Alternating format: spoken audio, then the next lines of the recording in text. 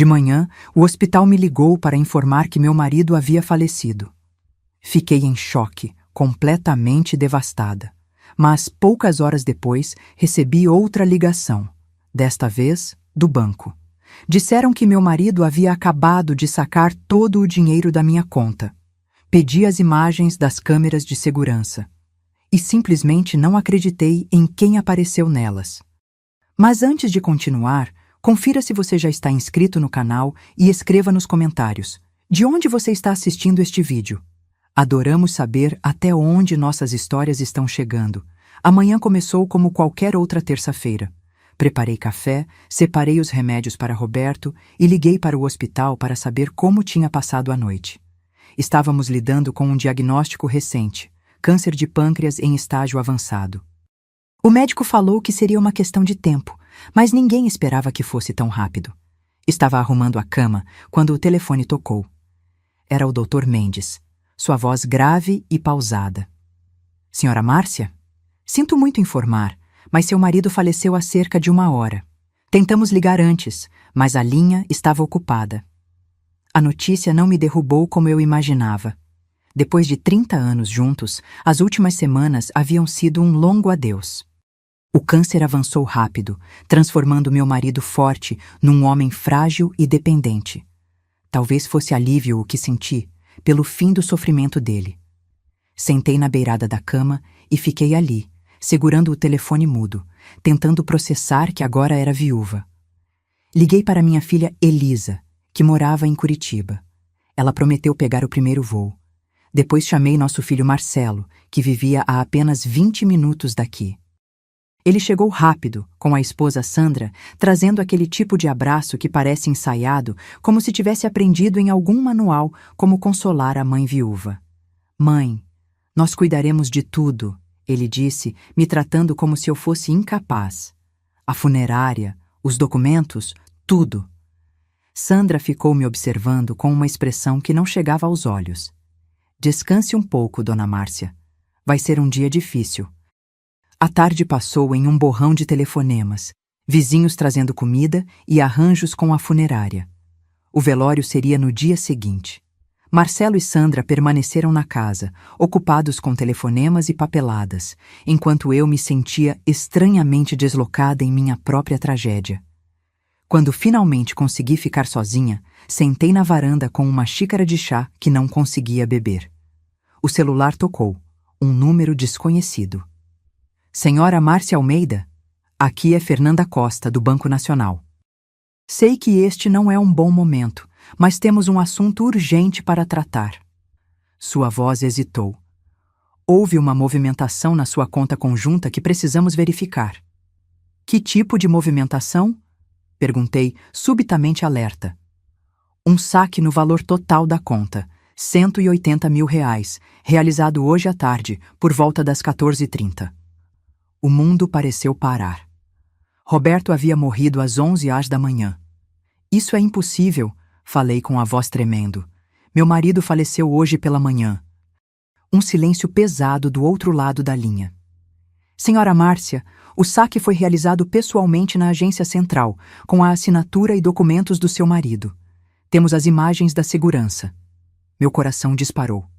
Quero ver essas imagens, agora. A senhora pode vir ao banco? A gerência à espera. 20 minutos depois, eu dirigia automaticamente pelas ruas familiares da cidade, tentando encontrar explicações racionais. Erro de identificação, roubo de identidade, um sósia impressionante. Qualquer coisa exceto a ideia que começava a se formar em minha mente. A gerente, Fernanda, me recebeu pessoalmente. Uma mulher de uns 40 anos, com olhar preocupado e profissional. Ela me conduziu a uma sala reservada onde um computador já mostrava a tela congelada de uma gravação de segurança. Isso foi hoje, às 14h32, ela explicou, dando play no vídeo. A imagem mostrava o interior da agência bancária. Um homem de boné e óculos escuros se aproximou do caixa, entregou documentos, assinou papéis. Quando levantou o rosto por um instante, senti meu sangue congelar. Não era Roberto. Era Marcelo, meu filho. É meu filho, balbuciei, incapaz de processar o que via. Seu filho? A gerente parecia confusa, mas a assinatura no recibo é idêntica à do seu marido. Falsificada. Marcelo havia falsificado a assinatura do pai e esvaziado nossa conta conjunta no mesmo dia da morte dele. Enquanto eu chorava a perda do meu marido, meu próprio filho me roubava. Preciso fazer uma denúncia, falei, recuperando minha voz. Isso é fraude. Saí do banco com a cabeça girando e uma decisão fria se formando em meu peito. No carro, meu telefone vibrou com uma mensagem de Marcelo. Mãe, onde você está? Estamos preocupados. Estavam preocupados ou temendo que eu descobrisse a verdade? Respondi apenas. Precisei resolver algumas coisas. Já estou voltando. Enquanto dirigia, meus pensamentos corriam. Por que Marcelo faria isso?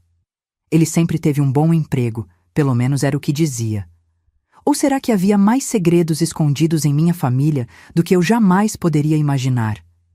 Liguei para Elisa. Filha, preciso que você venha o mais rápido possível. Aconteceu algo grave, mas não posso falar por telefone. E não comente nada com seu irmão. Mãe, o que foi? Você está me assustando. Apenas venha, e não confie no Marcelo. Desliguei, sentindo o peso dessas palavras. Como uma mãe chega ao ponto de dizer para não confiar no próprio filho? Mas as evidências estavam ali, irrefutáveis. Passei em frente à nossa casa e vi o carro de Marcelo na garagem. Decidi não entrar ainda. Precisava pensar, planejar meus próximos passos. Parei em um café no centro da cidade, pedindo um chá que mais uma vez não consegui beber.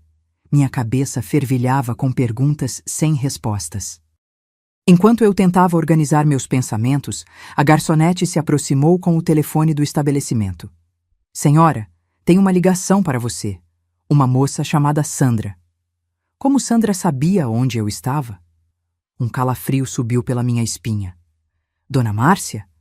A voz de minha nora soava estranha, quase assustada. Preciso falar com a senhora urgentemente, mas não pelo telefone. Posso encontrá-la em algum lugar? Sozinha, sem o Marcelo. Por que, Sandra? O que está acontecendo? Por favor, ela insistiu. É sobre o que o Marcelo fez hoje. Eu sei de tudo e não concordo com isso. Há muito mais coisa acontecendo do que a senhora imagina. Foi então que percebi. Minha vida inteira havia sido construída sobre areia, e a maré estava subindo rapidamente para levar tudo embora. Combinei de encontrar Sandra em uma praça perto do centro, um lugar público onde eu me sentiria segura. Enquanto esperava, observava os pombos disputando migalhas, pessoas passando apressadas, o mundo continuando como se o meu não estivesse desmoronando. Reconheci Sandra se aproximando, cabelos loiros presos, expressão preocupada, olhando constantemente para trás como se temesse ser seguida. Dona Márcia, ela disse sentando ao meu lado. Suas mãos tremiam. Primeiro, preciso dizer que sinto muito pelo seu Roberto. Realmente sinto. O que está acontecendo, Sandra? Cortei. Não tinha paciência para formalidades. Ela respirou fundo. Marcelo está afundado em dívidas. Não só dívidas comuns, ele deve dinheiro para pessoas perigosas. Apostas, investimentos ruins, empréstimos com agiotas. São mais de R$200 mil.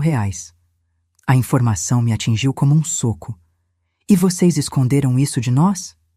Ele escondeu de todos, inclusive de mim. Seus olhos se encheram de lágrimas. Descobri há 2 meses, quando homens vieram à nossa casa fazer ameaças. Foi quando Marcelo começou a ficar desesperado. E o dinheiro da conta? Meu dinheiro?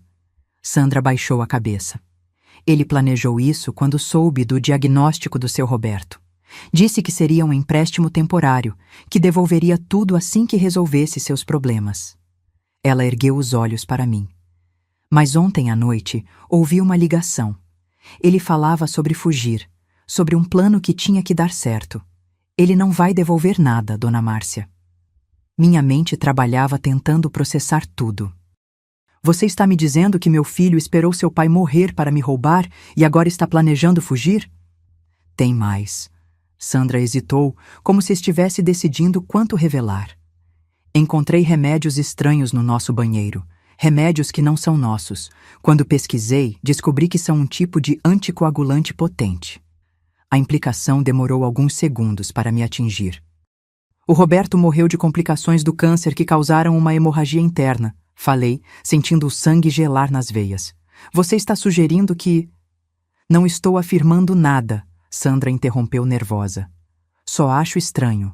Roberto piorou muito rapidamente depois que Marcelo começou a ajudar com os remédios dele. Fechei os olhos, tentando conter a náusea que subiu pela minha garganta. Não podia ser verdade. Meu filho não poderia ser capaz de algo tão monstruoso. Mas as peças começavam a se encaixar de um modo terrível. Por que você está me contando isso agora? Perguntei, encarando-a. Porque tenho medo, ela confessou. Não reconheço mais o Marcelo. E quando descobri sobre o banco hoje, percebi que ele cruzou todos os limites. Dona Márcia, ele está planejando sair do país amanhã. Comprou passagens para o Paraguai. E você? Ele acha que vou junto, mas não vou. Ela engoliu em seco. Tenho família aqui. E o que ele fez? Não consigo ser cúmplice disso. Tentei manter a compostura, apesar da tempestade emocional dentro de mim. Sandra, preciso que você haja normalmente quando voltar para casa. Não deixe que ele perceba que falamos. Ela assentiu nervosa. O que a senhora vai fazer? O que qualquer mãe faria ao descobrir que seu filho se tornou um monstro, respondi, surpreendendo-me com a frieza em minha própria voz. Proteger o que resta da minha família. Depois que Sandra saiu, permaneci sentada por um longo tempo, olhando para o vazio. Precisava agir com cautela. Se Marcelo desconfiasse que eu sabia de algo, ele fugiria imediatamente com meu dinheiro. Talvez para sempre. Liguei para a delegacia e pedi para falar com algum investigador. Fui transferida para o delegado Castro, a quem expliquei brevemente a situação. Ele pediu que eu fosse à delegacia imediatamente. 1 hora depois, sentada em sua sala austera, terminei de contar tudo o que sabia.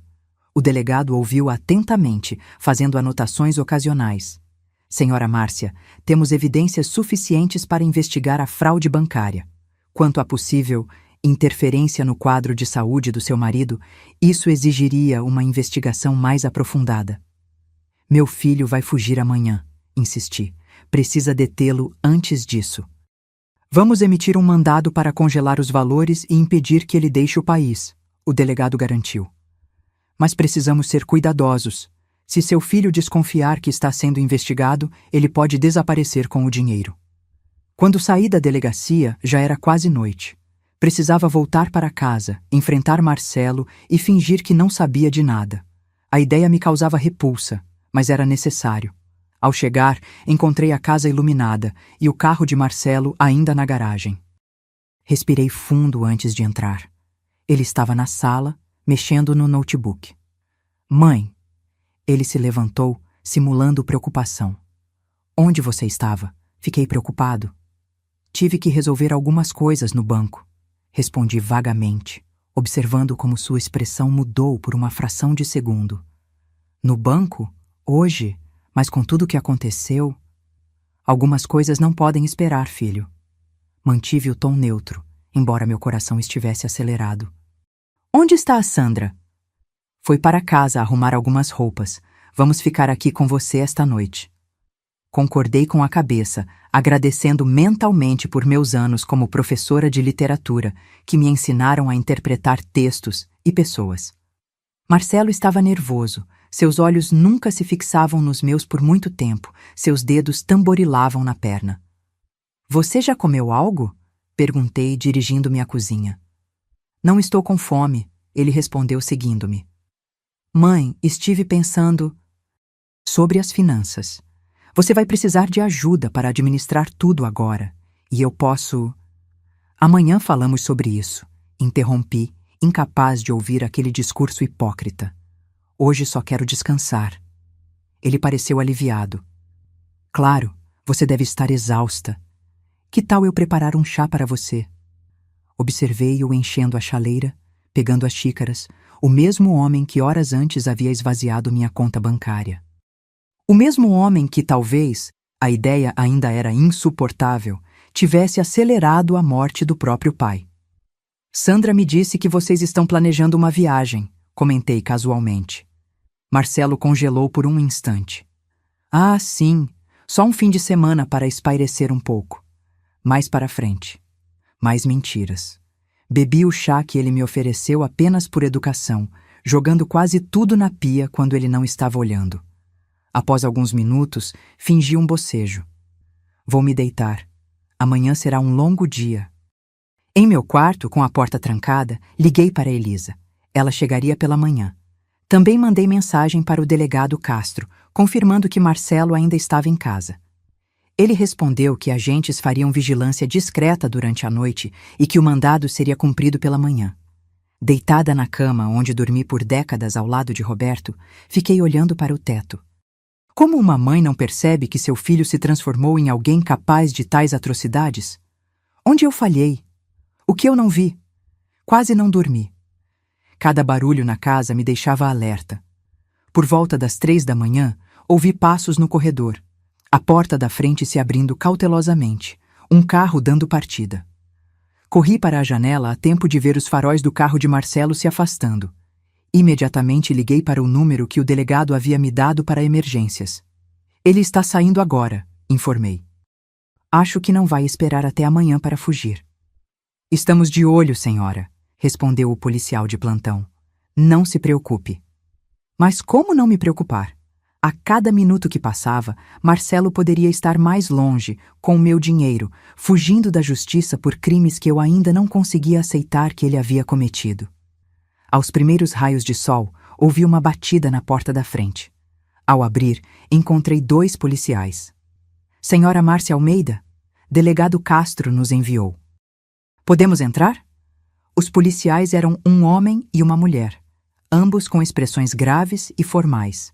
Depois de verificar suas identificações, deixei-os entrar. A policial, que se apresentou como Sargento Oliveira, foi direto ao assunto. Senhora Márcia, conseguimos localizar seu filho na rodoviária, tentando embarcar em um ônibus para Foz do Iguaçu. Ele está detido para averiguação neste momento. Um misto de alívio e dor me invadiu. E o dinheiro? Encontramos com ele aproximadamente R$40 mil em espécie, explicou o outro policial. O restante provavelmente foi transferido para outras contas. A equipe financeira está investigando. Sentei-me pesadamente no sofá. O que acontece agora? O delegado Castro gostaria que a senhora fosse até a delegacia para formalizar a denúncia. Também precisamos que reconheça oficialmente seu filho nas imagens do banco. Concordei, sentindo-me entorpecida. Enquanto me arrumava para sair, o telefone tocou. Era Sandra, sua voz trêmula e assustada. Dona Márcia, a polícia levou o Marcelo. Eles vieram aqui logo cedo perguntando por ele e depois recebi uma ligação dizendo que o prenderam na rodoviária. O que está acontecendo? Acho que você sabe muito bem o que está acontecendo, Sandra, respondi, sem conseguir esconder a frieza em minha voz. Marcelo roubou meu dinheiro e estava tentando fugir. Eu sei, ela chorou. Mas ele é seu filho. Você realmente vai mandar prendê-lo? Ele se prendeu sozinho quando decidiu cometer um crime, respondi.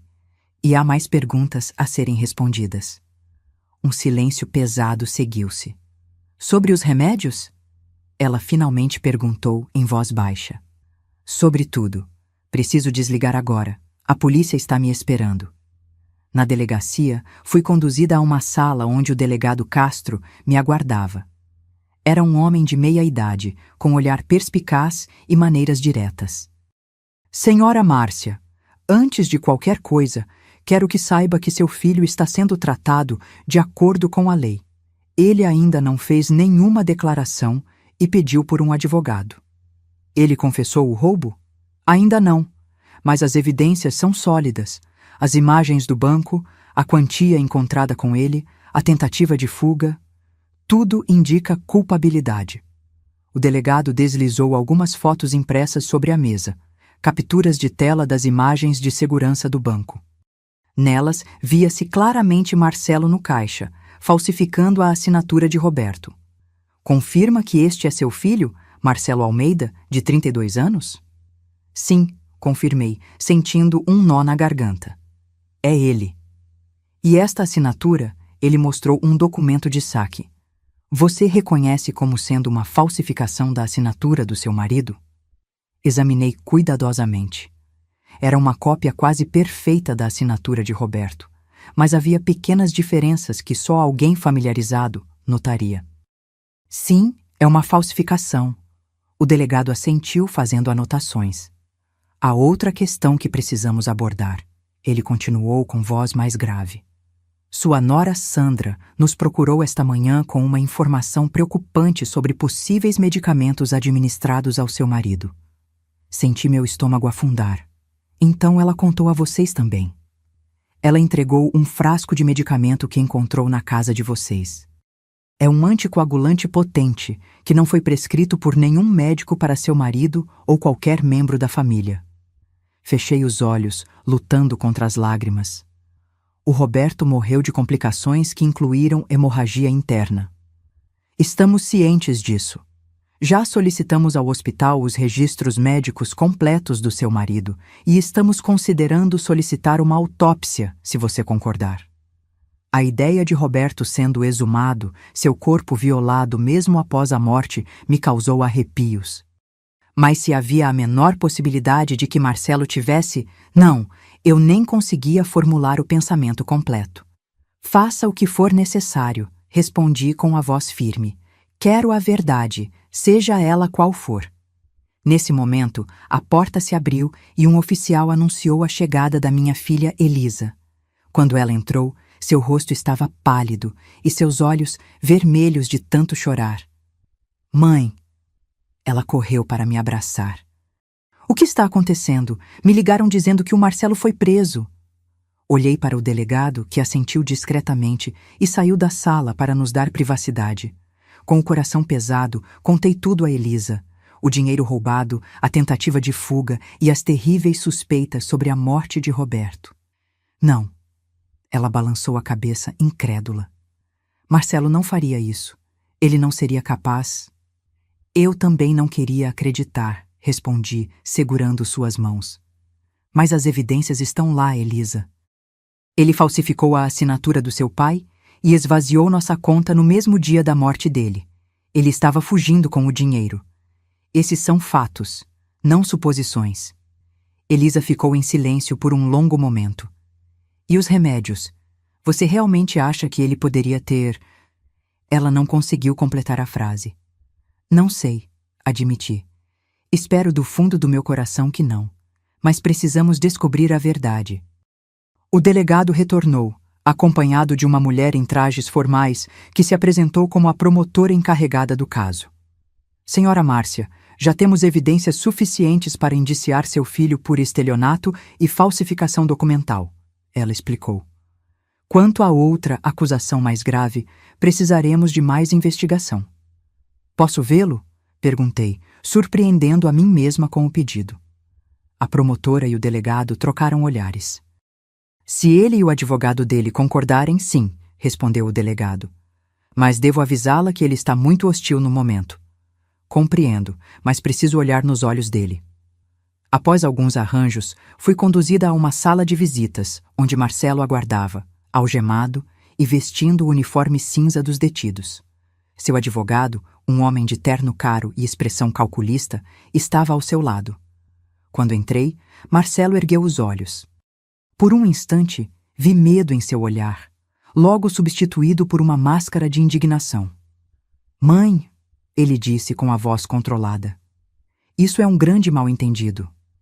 Sentei-me à sua frente, estudando o rosto que eu conhecia desde o nascimento, procurando traços do bebê que segurei nos braços, da criança que ensinei a andar, do adolescente que consolei após decepções.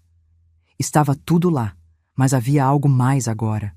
Algo calculista e frio que eu nunca havia notado antes. Por que, Marcelo? Perguntei simplesmente. Mãe, você não entende. Eu estava apenas tentando proteger o dinheiro. Papai e eu conversamos sobre isso antes.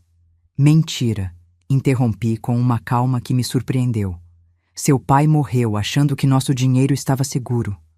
Você falsificou a assinatura dele e roubou tudo no mesmo dia da morte dele. e agora estava tentando fugir para o Paraguai. Seu advogado interveio. Senhora Almeida, sugiro que conversemos sobre uma resolução que seja satisfatória para ambas as partes. Meu cliente está disposto a... Seu cliente roubou meu dinheiro no dia em que fiquei viúva, cortei. E há suspeitas muito mais graves sendo investigadas. Vi o rosto de Marcelo empalidecer. Que suspeitas? Os remédios, Marcelo, respondi, observando sua reação atentamente. Os anticoagulantes que a Sandra encontrou. Os mesmos que poderiam causar hemorragia em alguém com a condição do seu pai. Algo mudou em seus olhos. Medo, cálculo rápido, depois uma certeza fria. Isso é absurdo, ele disse, mas sua voz tremeu ligeiramente. Papai estava morrendo de câncer. Eu jamais... A polícia vai investigar, continuei. Vão fazer uma autópsia. Se houver qualquer indício de que você interferiu nos medicamentos do seu pai, que você de alguma forma acelerou a morte dele, meu cliente não responderá a essas acusações infundadas. O advogado interveio novamente. Senhora Almeida, sugerimos que mantenha esta conversa nos limites da questão financeira, que pode ser resolvida de forma amigável. Ignorei-o. Marcelo, olhe nos meus olhos e diga a verdade. Você fez alguma coisa que possa ter apressado a morte do seu pai? Ele sustentou meu olhar por um momento, depois desviou. Você não entende, mãe. Eu estava desesperado. As dívidas, as ameaças. Precisava do dinheiro, ou eles viriam atrás de vocês também. Não era uma confissão direta, mas foi o suficiente para mim. Levantei-me, tremendo. O dinheiro eu posso perdoar algum dia, mas se você fez o que estou pensando, não existe perdão possível. Saí da sala antes que ele pudesse responder, antes que minhas lágrimas começassem a cair. No corredor, encostei-me na parede, sentindo minhas pernas fraquejarem. Elisa me amparou. O que ele disse, mãe? Ele não negou, sussurrei. Ele não negou. Os dias seguintes passaram em uma névoa de procedimentos legais e descobertas dolorosas. A investigação sobre a morte de Roberto avançou rapidamente após a polícia obter uma ordem judicial para examinar seu prontuário médico completo. Os médicos que o atenderam foram entrevistados e cada detalhe de seus últimos dias foi escrutinado. Na sexta-feira, 3 dias após a prisão de Marcelo, o delegado Castro me chamou à delegacia novamente. Seu rosto estava sério quando me recebeu em seu escritório, onde a promotora e um médico legista já aguardavam. Senhora Márcia, primeiro quero agradecer sua cooperação durante este processo difícil, começou o delegado. Temos algumas informações importantes para compartilhar com a senhora. O legista Dr. Paulo Mendonça, um homem de meia idade com olhos compassivos por trás de óculos de armação fina, pediu permissão para falar. Analisei os relatórios médicos do seu marido, senhora Márcia, e também amostras de sangue que foram preservadas pelo hospital. Encontramos níveis anormalmente altos de varfarina, um anticoagulante potente. Esse medicamento não estava entre os prescritos para seu marido. Senti meu coração afundar. O que isso significa exatamente? A varfarina, em doses normais, é usada para prevenir coágulos sanguíneos. Mas em doses elevadas, especialmente em alguém com a condição do seu marido, poderia causar hemorragia interna severa. Ele fez uma pausa delicada. Os níveis encontrados eram consistentes com uma dosagem muito acima do terapêutico. Em outras palavras, a promotora interveio. Há fortes indícios de que seu marido foi deliberadamente medicado com doses perigosas de um anticoagulante, o que acelerou significativamente seu falecimento. A sala pareceu girar ao meu redor. Uma coisa era suspeitar, outra era ouvir a confirmação clínica, fria e inegável. Meu filho havia envenenado meu marido. Precisaremos de uma autópsia para confirmar definitivamente, continuou o médico, mas as evidências laboratoriais já são bastante conclusivas. E a polícia encontrou receitas desse medicamento no apartamento do seu filho, acrescentou o delegado. Prescritas por um médico que nunca atendeu seu marido, obtidas em diferentes farmácias nas últimas semanas. Fechei os olhos tentando controlar a náusea que subia pela minha garganta. As paredes do escritório pareciam se fechar sobre mim. Senhora Márcia, está tudo bem? Ouvi a voz distante do delegado. Não, respondi honestamente. Nada está bem. Acabei de descobrir que meu filho provavelmente matou meu marido. Senti uma mão gentil em meu ombro. Era a promotora. Seu rosto agora mais suave, mais humano. Entendemos que isso é devastador, ela disse. Mas precisamos da sua autorização para prosseguir com a autópsia. Assenti mecanicamente. Façam o que for necessário. Quero a verdade completa, por mais dolorosa que seja. Ao sair da delegacia, encontrei Elisa me esperando no carro, seu rosto ansioso e pálido. Entrei e fiquei em silêncio por longos minutos. Eles confirmaram, não foi? Ela perguntou finalmente, sua voz quase inaudível. Quase. Encontraram o anticoagulante no sangue do seu pai, níveis altos demais para ser acidental. Virei-me para ela, notando como ela parecia ter envelhecido anos em apenas alguns dias. Elisa, seu irmão envenenou seu pai. Ela soluçou, cobrindo o rosto com as mãos. Por quê? Por que ele faria isso? Não faz sentido. Dinheiro, respondi simplesmente. Dívidas, jogos, problemas que ele escondia de todos nós.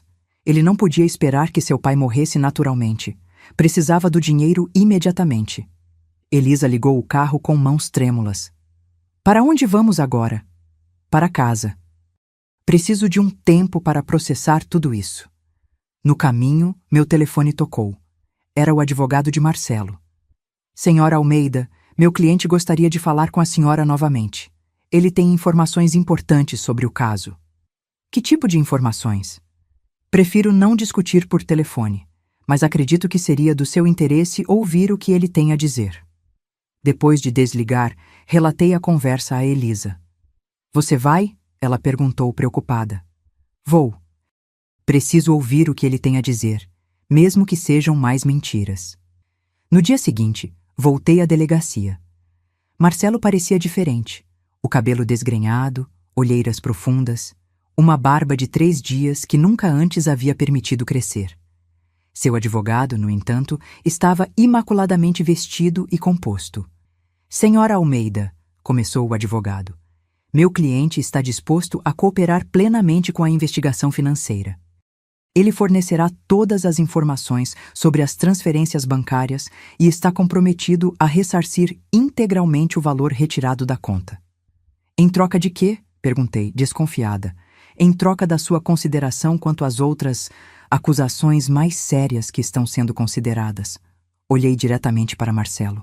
Você está negociando? Depois do que fez? Mãe, por favor, ele implorou, sua voz quebrada. Eu cometi erros terríveis, mas não é o que parece. Então explique. O que exatamente não é o que parece? Seu advogado interveio. Meu cliente está disposto a fazer uma declaração completa sobre os medicamentos, mas apenas com certas garantias da promotoria. Levantei-me, tremendo de raiva. Você envenenou seu pai até a morte e agora quer negociar? Quer garantias? Não foi assim, Marcelo insistiu, seus olhos desesperados. Papai sabia, ele sabia sobre os remédios. Congelei. O quê? Ele concordou, estava sofrendo demais. Pediu minha ajuda. Lágrimas escorriam pelo rosto de Marcelo. Não queria que você soubesse, não queria que você carregasse esse peso. Voltei a sentar-me, atordoada. Está dizendo que foi eutanásia? Que seu pai pediu para morrer? Sim, Marcelo respondeu, sua voz baixa. Ele não aguentava mais a dor. Os médicos não davam mais do que algumas semanas, talvez dias. Ele estava sofrendo terrivelmente. E o dinheiro? Perguntei. Também foi ideia dele que você esvaziasse nossa conta no dia da morte dele? Marcelo desviou o olhar. Não, isso foi um erro meu. Eu precisava do dinheiro. Tinha gente me ameaçando. Pensei que poderia pegar emprestado, resolver meus problemas e devolver antes que você descobrisse. Balancei a cabeça, incrédula. Então seu pai supostamente pediu para morrer, você ajudou e decidiu que isso também lhe dava o direito de roubar o dinheiro dele? Não foi assim que pensei, ele murmurou. Vou dizer o que acho que aconteceu, falei, minha voz ganhando força. Você estava desesperado por dinheiro. Sabia que seu pai estava morrendo, mas não podia esperar que acontecesse naturalmente. Então, decidiu apressar as coisas. E depois, como se não bastasse, ainda roubou o dinheiro que era para eu viver o resto da minha vida. Mãe, eu juro, papai pediu... Pare de mentir, exclamei batendo na mesa. Roberto nunca pediria isso. Ele era católico, acreditava que o sofrimento tinha propósito. Mesmo nos piores momentos, ele falava em aguentar até o fim, em não desistir. O advogado tossiu discretamente. Senhora Almeida, entendemos sua emoção, mas há nuances neste caso que... Não há nuances nenhuma em assassinato e roubo, interrompi. E se meu filho está mentindo sobre a suposta permissão do pai, imagino que seja porque sabe que a autópsia vai confirmar o que já suspeitamos. Levantei-me novamente. Esta conversa acabou. Vocês terão que lidar com a promotoria agora. Quando me virei para sair, ouvi Marcelo dizer em voz baixa: Você nunca me perdoará, não é? Parei, sem olhar para trás. Algumas coisas vão além do perdão, Marcelo. Algumas traições são irreparáveis. Saí da sala com passos firmes, mas assim que cheguei ao corredor, minhas pernas cederam. Um policial correu para me amparar e me ajudou a sentar em um banco próximo. A senhora está bem? Quer água? Assenti, incapaz de falar. Enquanto esperava, vi Sandra entrando na delegacia. Nossos olhares se cruzaram e ela veio em minha direção, hesitante. Dona Márcia, ela começou, nervosa. Vim prestar meu depoimento oficial. Você sabia? Perguntei diretamente. Sobre os remédios, sobre o que Marcelo fez com Roberto? Ela balançou a cabeça. Juro que não. Só descobri sobre os anticoagulantes depois, quando encontrei o frasco. Confrontei Marcelo, mas ele disse que eram para outra pessoa. Eu suspeitei que algo estava errado, mas não queria acreditar. E agora? O que vai fazer? Sandra respirou fundo. Vou dizer a verdade. Tudo o que sei. Não posso mais proteger Marcelo, não depois do que ele fez. Quando voltei para casa naquela tarde, com Elisa ao meu lado, a casa parecia estranhamente vazia, assombrada por memórias e traições. No quarto, sentei-me na beirada da cama e peguei o porta-retratos com nossa foto de família. Roberto, eu, Elisa e Marcelo, todos sorridentes em uma viagem a Gramado 5 anos atrás. Uma família normal, feliz. Ou era o que eu pensava. Como não percebemos, Elisa? Perguntei, passando o dedo pelo rosto de Marcelo na foto. Como não vimos os sinais? Talvez não quiséssemos ver, ela respondeu, sentando ao meu lado. Às vezes, ignoramos o que está na nossa frente porque a verdade dói demais. Naquela noite, enquanto Elisa dormia no quarto de hóspedes, fiquei acordada repassando cada memória, cada momento com meu filho, procurando pistas que pudessem ter me alertado sobre o que ele se tornaria. Houve sinais? Pequenas crueldades na infância, mentiras na adolescência que eu descartei como normais? Ou algumas pessoas simplesmente nascem com algo faltando, aquela bússola moral que impede a maioria de nós de causar dano aos outros? Pela manhã, o delegado Castro ligou com notícias. Senhora Márcia, o Marcelo está cooperando. Ele confessou ter administrado os anticoagulantes ao seu marido por várias semanas, sabendo que isso poderia causar hemorragia interna. Ele ainda alega que foi a pedido do Roberto? Sim, mas não apresentou nenhuma prova disso. Não há registros, não há testemunhas, apenas a palavra dele. Que não vale nada, completei amargamente. A promotoria está tratando o caso como homicídio qualificado, além das acusações de estelionato e falsificação. A audiência de custódia será amanhã. Após desligar, encontrei Elisa na cozinha preparando café. Seu rosto se contraiu ao notar minha expressão. Mais notícias ruins? Marcelo confessou que administrou os remédios que mataram seu pai. Ela fechou os olhos por um momento. E agora? Agora seguimos em frente. Um dia de cada vez. Sentei-me à mesa da cozinha, sentindo o peso de decisões que nunca imaginei ter que tomar. Elisa, estou pensando em vender esta casa. Há muitas lembranças aqui agora, nem todas boas. Tem certeza? Você e papai construíram tanta coisa aqui. Justamente por isso. Preciso de um novo começo. Um lugar que não me lembre do que perdemos. Naquela tarde, Sandra veio me visitar, trazendo algumas roupas e objetos pessoais de Marcelo que estavam em sua casa. Não quero mais nada disso, disse ela colocando uma caixa na sala. Dei meu depoimento hoje. Contei tudo o que sabia sobre as dívidas, sobre as pessoas perigosas para quem ele devia, sobre como ele vinha agindo estranho nas últimas semanas. O que vai fazer agora? Não sei. Tentar reconstruir minha vida longe daqui, talvez. A vergonha é muito grande, Dona Márcia. Todo mundo na cidade já está falando. Olhei para ela. Jovem, bonita, com toda a vida pela frente, agora marcada por um casamento com um assassino. Você é jovem, Sandra. Um dia isso será apenas uma memória dolorosa. Ela esboçou um sorriso triste. A senhora é muito generosa, considerando tudo.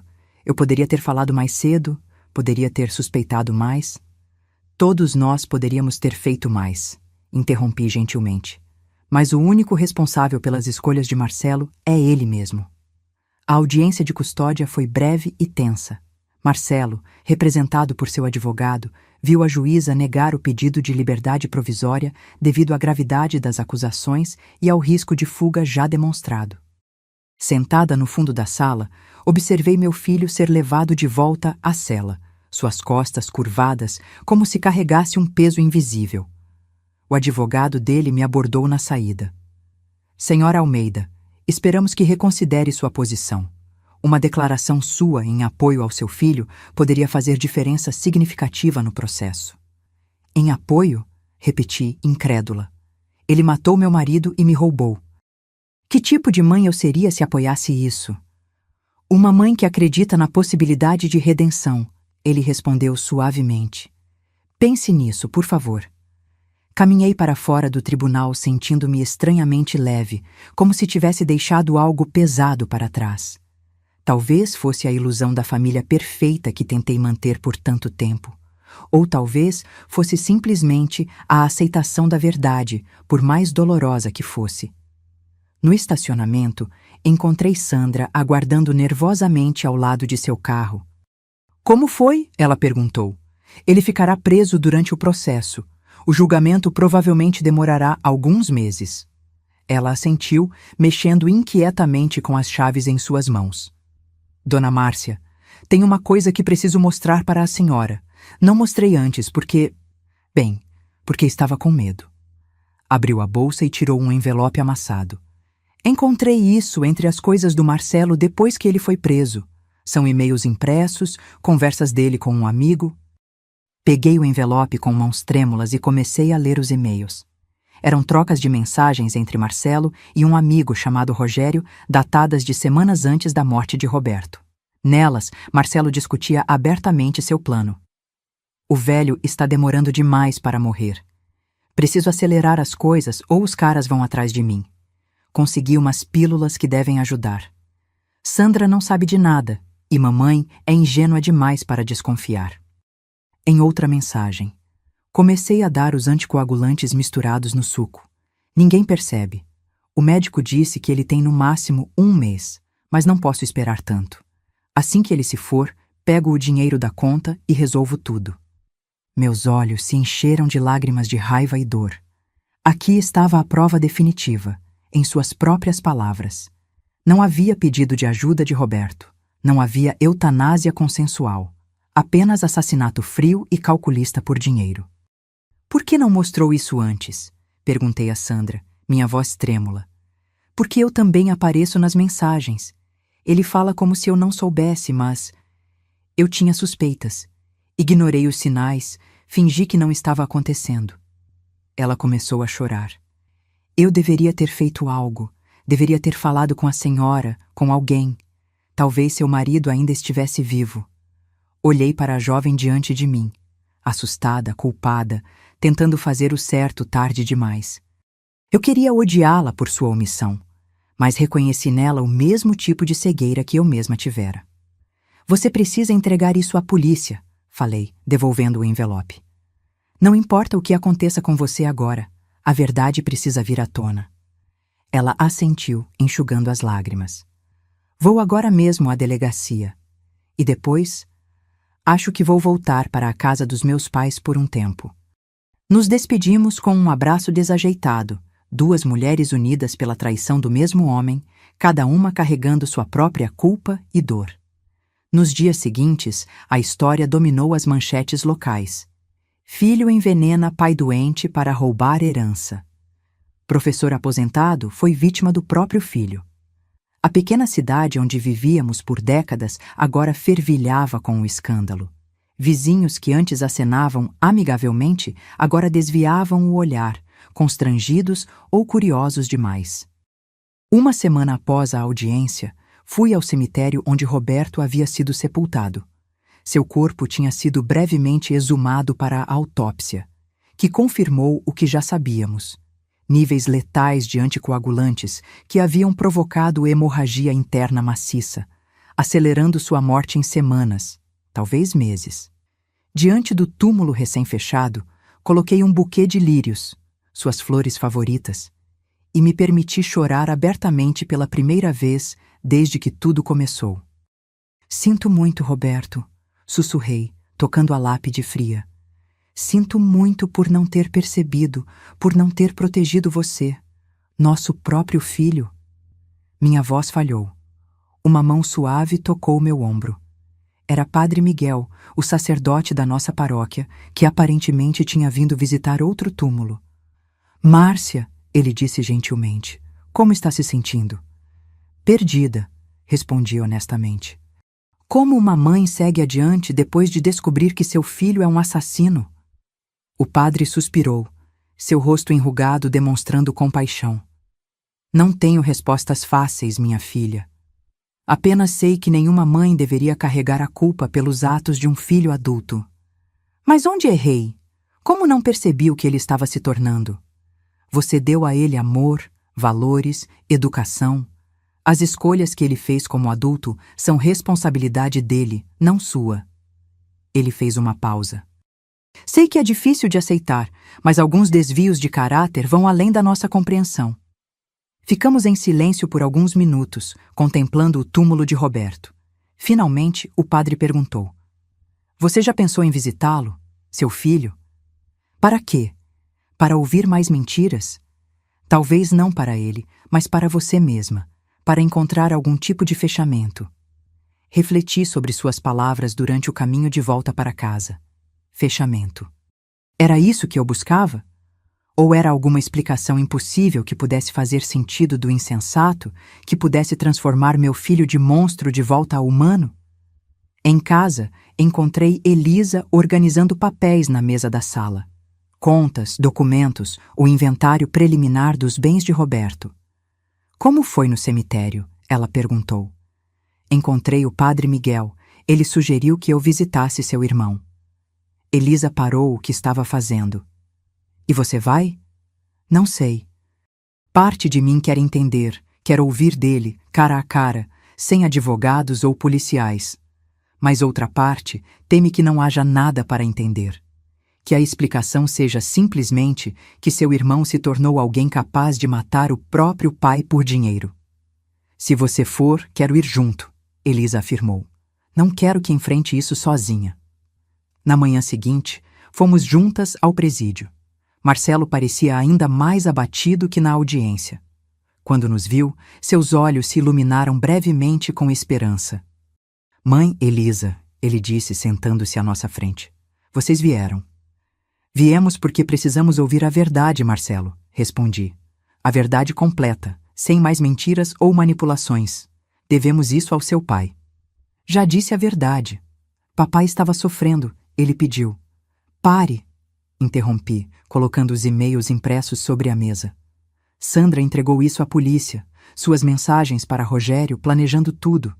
Não havia pedido nenhum, era tudo mentira. Marcelo empalideceu, seus olhos fixos nos papéis. Por um longo momento, ninguém falou. Então, algo pareceu desmoronar dentro dele. Sua postura, sua expressão, a última camada de auto-engano.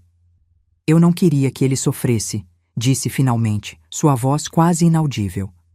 Isso é verdade, Mas precisava do dinheiro. Estava afundado em dívidas. Tinha gente me ameaçando. Eles sabiam onde vocês moravam. Sabiam da Elisa. Então você matou papai para salvar sua própria pele? Elisa perguntou, sua voz tremendo. Não pensei nisso como matar, ele respondeu, lágrimas escorrendo pelo rosto. Ele já estava morrendo. Eu só apressei o inevitável. E o dinheiro? Perguntei. Por que todo o dinheiro? Por que não apenas o suficiente para suas dívidas?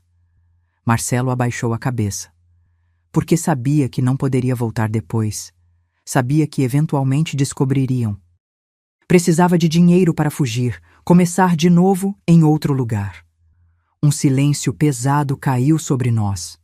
Olhei para meu filho, este estranho que compartilhava meu sangue, que eu carreguei em meu ventre, que eu embalei em meus braços, e percebi que jamais o conheci realmente.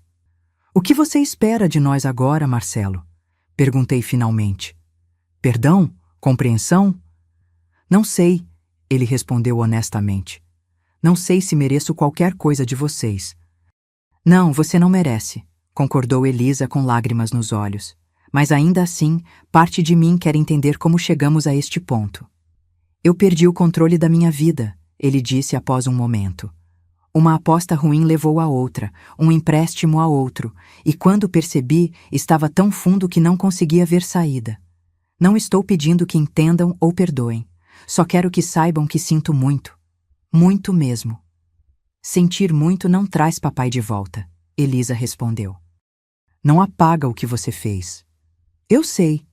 Levantei-me, sinalizando que a visita estava terminada. Marcelo, não sei se algum dia conseguirei olhar para você e ver meu filho novamente, em vez do homem que matou meu marido. Mas sei que, apesar de tudo, não posso simplesmente apagar 32 anos de amor materno. O que isso significa? Ele perguntou, com um lampejo de esperança. Significa que não vou testemunhar contra você no julgamento, a menos que seja obrigada. Que não vou pedir a pena máxima, como a promotoria quer. Mas também não vou mentir por você, nem ajudar a encobrir o que fez. Ele assentiu lentamente, parecendo compreender os limites do que eu podia oferecer. E quanto ao dinheiro? Ele perguntou. Conseguiram recuperar alguma coisa? Apenas os 40 mil que estavam com você quando foi preso, respondeu Elisa. O resto, pelo que sabemos, está perdido. Não me importo mais com o dinheiro, falei, sentindo-me subitamente exausta. Posso recomeçar, posso vender a casa, encontrar um lugar menor. O que não posso recuperar é minha família, como era antes. Ao sairmos, Marcelo chamou uma última vez. Vocês voltarão? Elisa e eu trocamos olhares. Não sabemos, respondeu minha filha. Realmente não sabemos. O outono chegou, pintando as árvores de vermelho e dourado, trazendo consigo ventos frios que pareciam ecoar o vazio que sentia dentro de mim. 3 meses haviam se passado desde a prisão de Marcelo. O julgamento estava marcado para janeiro e a promotoria estava confiante na condenação. Seguindo o conselho do padre Miguel, comecei a frequentar um grupo de apoio para familiares de presidiários. Era uma mistura improvável de pessoas. Mães cujos filhos haviam sido presos por tráfico, esposas de assaltantes, pais de jovens envolvidos em crimes violentos. Todos carregando o mesmo tipo de dor complexa. O amor por alguém que causou dano irreparável a outros. Numa terça-feira chuvosa, após uma dessas reuniões, conheci Denise, uma senhora de cerca de 70 anos, cujo filho cumpria pena por homicídio. 23 anos, ela me contou, enquanto tomávamos café na lanchonete ao lado do centro comunitário. Meu Eduardo já está preso há 12. Matou o cunhado durante uma briga. Como você lida com isso? Perguntei, admirando a serenidade em seu rosto marcado pelos anos. Um dia de cada vez, ela respondeu simplesmente. Nos primeiros anos, a vergonha era tanta que mal conseguia sair de casa. Depois veio a raiva. Dele e de mim mesma por ter falhado como mãe. Eventualmente, aprendi a separar o amor que sinto pelo meu filho do horror pelo que ele fez. Isso é possível? Questionei, duvidosa. Não é fácil, mas é possível. Amo o Eduardo, visito-o regularmente, estou presente na vida dele. mas nunca justifiquei ou minimizei o crime dele. Ele tirou uma vida, destruiu uma família e tem que pagar por isso. Suas palavras ficaram comigo nos dias seguintes, enquanto eu tentava encontrar meu próprio equilíbrio nessa corda bamba emocional. Em casa, as mudanças continuavam. Seguindo minha decisão de recomeçar, coloquei a casa à venda e comecei a procurar um apartamento menor, mais adequado para uma mulher sozinha. Elisa, que havia pedido licença do trabalho para ficar comigo, ajudava com os preparativos. "Acha mesmo que conseguirá se desfazer de tudo isso?" ela perguntou um dia, enquanto separávamos objetos para a doação. "Vocês construíram tantas memórias aqui." "Preciso de um novo começo, filha. Cada canto desta casa me lembra do seu pai, e agora também do que seu irmão fez." Elisa pegou um porta-retratos com uma foto de Marcelo criança, sorrindo ao lado de um bolo de aniversário. "O que fazemos com as fotos dele?" Olhei para a imagem de meu filho aos 7 anos, inocente, feliz, com toda a vida pela frente. "Guarde-as. Talvez um dia eu consiga olhar para elas sem sentir essa dor." À noite, sozinha em meu quarto, comecei a escrever um diário. Um hábito que abandonei na adolescência e agora retomava como forma de organizar meus pensamentos caóticos. "Como uma mãe processa a traição de um filho?" escrevi. "Onde termina o amor maternal e começa a necessidade de justiça? Roberto merece justiça. Eu mereço verdade. Mas Marcelo ainda é meu filho. Ainda é a criança que embalei, que ensinei a andar, a ler, a amar. Quando olho para ele agora, vejo um estranho com o rosto do meu menino. Um homem capaz de cálculo frio, de envenenar seu próprio pai por dinheiro. Como reconciliar essas duas imagens?"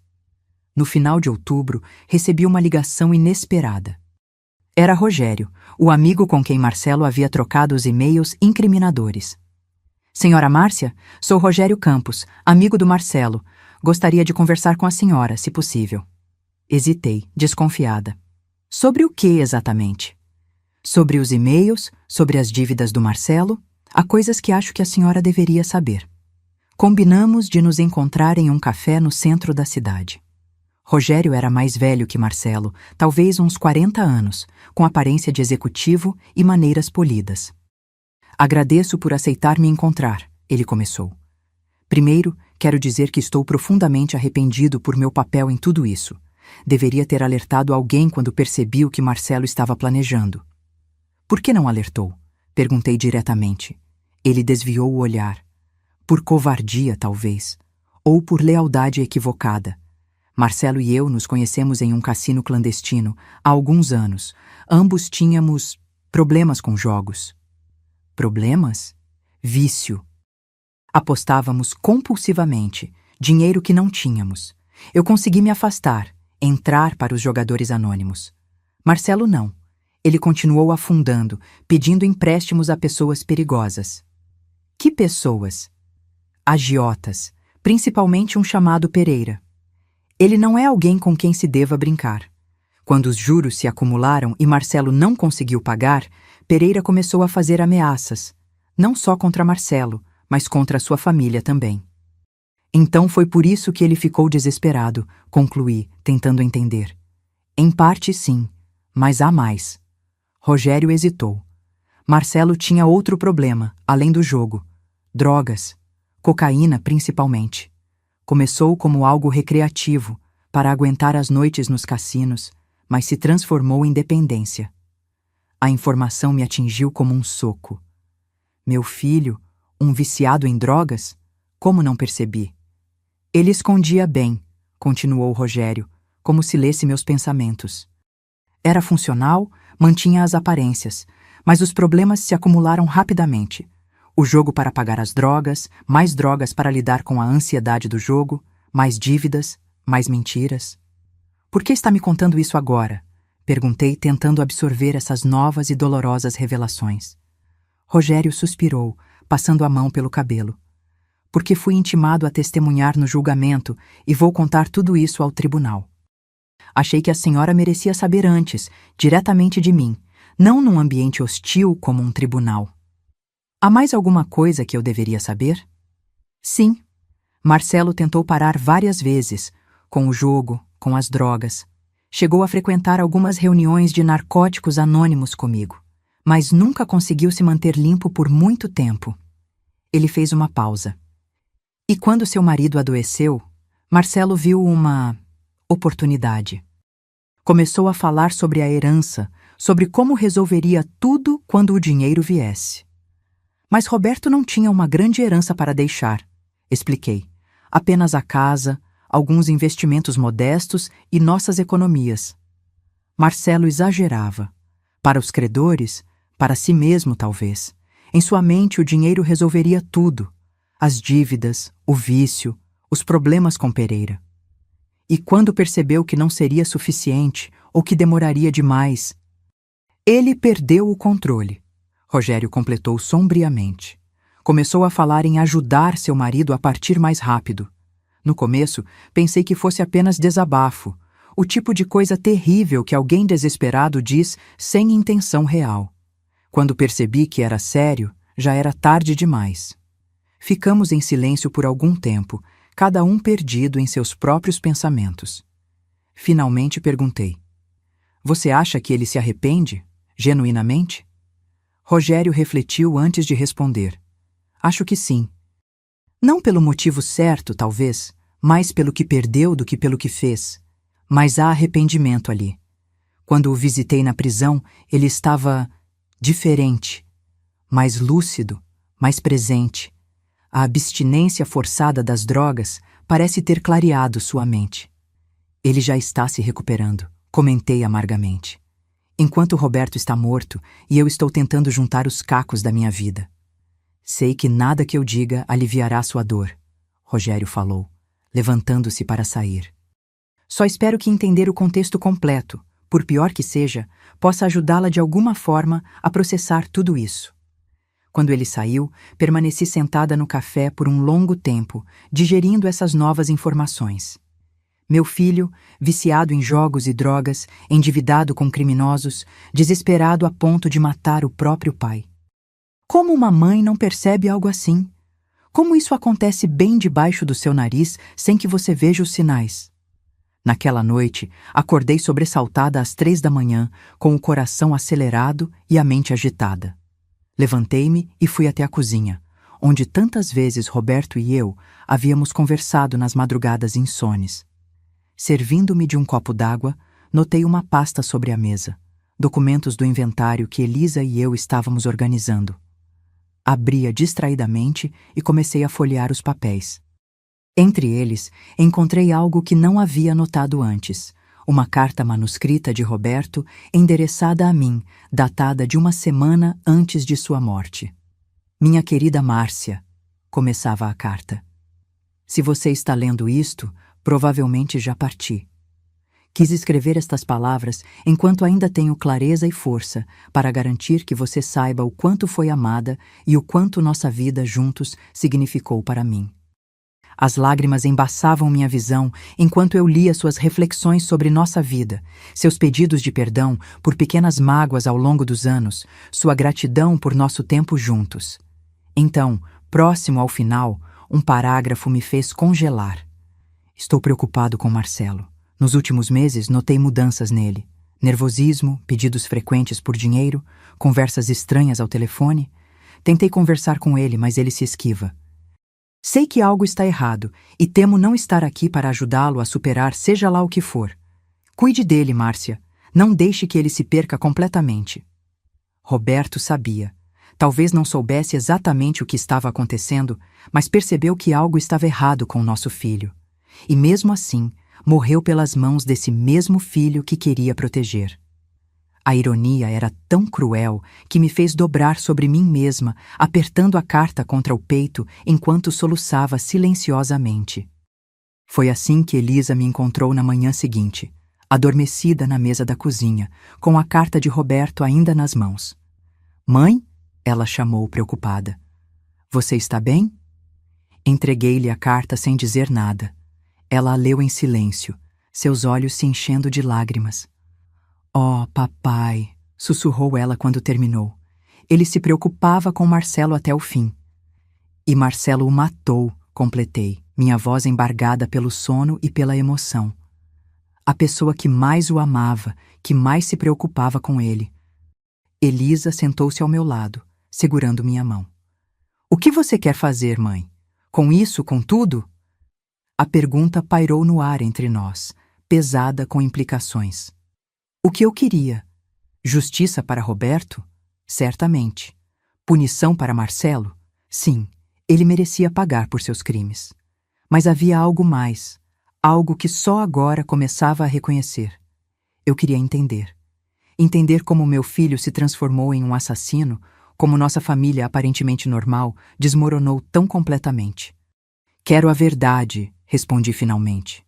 Toda ela, por mais dolorosa que seja, é o mínimo que devo a Roberto e a mim mesma. Na semana seguinte, marquei outra visita a Marcelo na prisão. Desta vez fui sozinha. Elisa decidiu que ainda não estava pronta para enfrentá-lo novamente. Ele parecia diferente, mais magro, com olheiras profundas, mas seus olhos estavam mais claros, mais focados que da última vez. Mãe, disse ele surpreso. Não esperava vê-la tão cedo. Conversei com Rogério, falei diretamente. Ele me contou sobre o jogo, as drogas, as dívidas com agiotas. Marcelo fechou os olhos por um momento, depois assentiu. Imaginei que ele falaria, está certo, vocês merecem saber a verdade. Por que não nos pediu ajuda, Marcelo? Por que não veio até nós quando os problemas começaram? Vergonha, acho, e depois foi ficando grande demais. Como explicar que eu devia 200 mil para um agiota? Como contar para vocês que eu tinha me tornado um viciado? Vocês que sempre foram tão corretos, tão... Ele hesitou, procurando a palavra. Normais? Sugeri. Sim, normais. Perfeitos, na minha cabeça. Ele sorriu tristemente. Eu era o filho brilhante, lembra? Primeiro da classe, faculdade boa, emprego promissor. Como admitir que eu havia estragado tudo? Então preferiu continuar mentindo, afundando cada vez mais. Foi assim que começou, uma mentira pequena levando a outra maior, e outra, até que eu estava tão longe da verdade que não conseguia mais voltar atrás. Respirei fundo. Encontrei uma carta que seu pai escreveu antes de morrer. Ele sabia que algo estava errado com você. Estava preocupado. Marcelo empalideceu. Ele percebeu? Ele te amava, Marcelo. Nós dois amávamos. Teríamos feito qualquer coisa para ajudá-lo. Qualquer coisa menos dar 200 mil para pagar dívidas de jogo e drogas, ele murmurou. Você não sabe o que teríamos feito, porque nunca nos deu a chance de ajudar, retruquei, sentindo a raiva crescer. Em vez disso, decidiu que a vida do seu pai valia menos que suas dívidas. Ele abaixou a cabeça, incapaz de sustentar meu olhar. Não pensei assim. Na minha cabeça, ele já estava morrendo mesmo. Eu só apressei um pouco. Parecia tão simples na hora, tão lógico. Eu estava tão desesperado.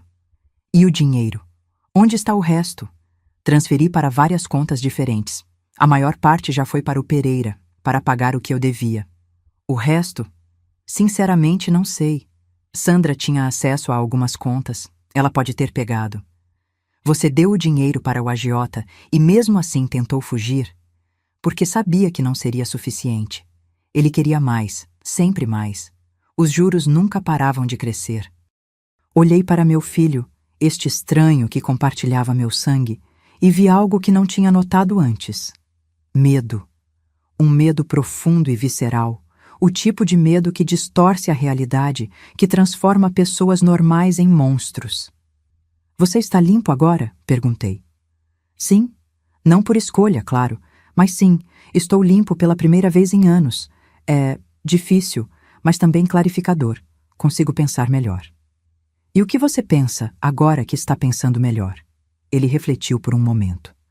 Penso que destruí tudo o que importava por algo que não valia nada. Penso que machuquei as únicas pessoas que realmente se importavam comigo. E penso que, não importa quantos anos eu passe aqui dentro, nunca será o suficiente para compensar o que fiz. Era a coisa mais honesta que já o ouvira dizer desde que tudo começou. O julgamento começou em uma manhã gelada de janeiro. A pequena cidade ainda comentava o caso. O professor aposentado, envenenado pelo próprio filho por dinheiro. Repórteres do jornal local aguardavam na entrada do fórum e senti seus olhares enquanto Elisa e eu subíamos as escadas de pedra do edifício. Dentro do tribunal, a atmosfera era solene e tensa. Sentei-me na primeira fileira, observando Marcelo ser trazido pelos guardas. Ele havia perdido mais peso e seu rosto tinha uma palidez doentia. Quando nossos olhares se cruzaram, ele acenou discretamente com a cabeça, um gesto mínimo de reconhecimento. O julgamento seguiu seu curso ao longo de 2 semanas. A promotoria apresentou as evidências meticulosamente. Os e-mails entre Marcelo e Rogério, os registros médicos de Roberto mostrando a presença dos anticoagulantes, as imagens do banco, os depoimentos das testemunhas. Sandra testemunhou, visivelmente nervosa, detalhando o que sabia sobre as dívidas de Marcelo e como encontrou os medicamentos. Rogério confirmou tudo o que me contara: o vício em jogos, as drogas, as dívidas com Pereira. Quando questionado pelo promotor se acreditava que Marcelo tinha plena consciência de que os medicamentos causariam a morte de Roberto, ele respondeu, após hesitar. Sim, ele sabia. Falou sobre isso várias vezes, calculando quanto tempo levaria. O momento mais difícil foi quando fui chamada para testemunhar. O promotor foi gentil, fazendo perguntas básicas sobre meu relacionamento com Roberto, sobre como descobri o saque bancário, sobre as visitas a Marcelo na prisão. Senhora Almeida? Ele perguntou. Em algum momento seu marido expressou desejo de acelerar sua morte, como alegado pela defesa? Nunca, respondi firmemente. Roberto era católico praticante. Acreditava no valor do sofrimento e na sacralidade da vida. Mesmo nos piores momentos da doença, ele falava em aguentar até o fim. O advogado de defesa tentou uma abordagem diferente, sugerindo que Roberto poderia ter dito coisas diferentes a Marcelo, que talvez em momentos de dor extrema tivesse pedido ajuda para acabar com o sofrimento. Meu marido e meu filho eram próximos, respondi. Mas conheço Roberto melhor que ninguém. Ele nunca pediria isso. E mais importante, nunca pediria a seu próprio filho para carregar tal peso. No último dia do julgamento, Marcelo optou por testemunhar. Seu depoimento foi inesperadamente franco, uma confissão quase completa, divergindo apenas da versão da promotoria em pequenos detalhes. Admitiu ter administrado os anticoagulantes sabendo que causariam hemorragia, admitiu ter roubado o dinheiro, admitiu a tentativa de fuga. Estava desesperado, explicou ele com a voz embargada. As dívidas, as ameaças. Pereira disse que machucaria minha família se eu não pagasse. Achei que estava protegendo todos, mas na verdade estava apenas sendo egoísta e covarde. Não há desculpa para o que fiz. Sei disso agora. Quando o júri se retirou para a deliberação, uma calma estranha me invadiu. Qualquer que fosse o veredicto, nada mudaria o fato essencial. Meu marido havia partido para sempre, e meu filho tinha desempenhado um papel ativo em sua morte. O júri voltou após apenas 4 horas, um tempo surpreendentemente curto para um caso tão complexo. O veredito, culpado de homicídio doloso, estelionato e falsificação documental. A sentença seria determinada pelo juiz na semana seguinte. Ao sair do tribunal, um repórter me abordou, microfone em punho. Senhora Almeida, como se sente com a condenação do seu filho? Olhei para ele, sentindo um cansaço profundo. Como a senhora acha que uma mãe se sente vendo seu filho condenado por matar seu marido? Não há palavras para descrever algo assim. A audiência de sentença foi mais breve. O juiz, um homem idoso com olhos perspicazes e voz grave, ouviu os argumentos finais da promotoria e da defesa antes de proferir sua decisão. Marcelo Almeida, ele começou. Você foi considerado culpado de crimes hediondos contra sua própria família. Tirou a vida de seu pai de forma premeditada e cruel, roubou sua mãe no momento de maior vulnerabilidade e tentou fugir para escapar da justiça. Estes não são atos impulsivos ou erros de julgamento momentâneos, mas uma série de escolhas calculadas ao longo de semanas, possivelmente meses. Marcelo permaneceu cabisbaixo, aceitando a reprimenda sem protesto.